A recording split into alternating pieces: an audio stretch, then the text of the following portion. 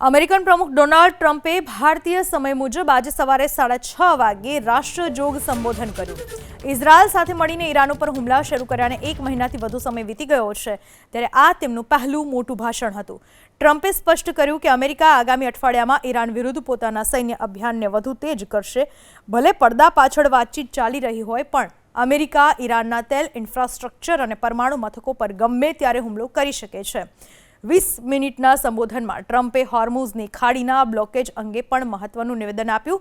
Trump અનુસાર America હોર્મુઝ સ્ટ્રેટમાંથી તેલ લેતું નથી, અમને તેની જરૂર નથી। જે દેશોને હોર્મુઝથી તેલ મળે છે તેમણે એ રસ્તાનું ધ્યાન રાખવું જોઈએ। તદ્દન સ્વાર્થીપણા ભર્યું નિવેદન ટ્રમ્પનું જોવા મળ્યું।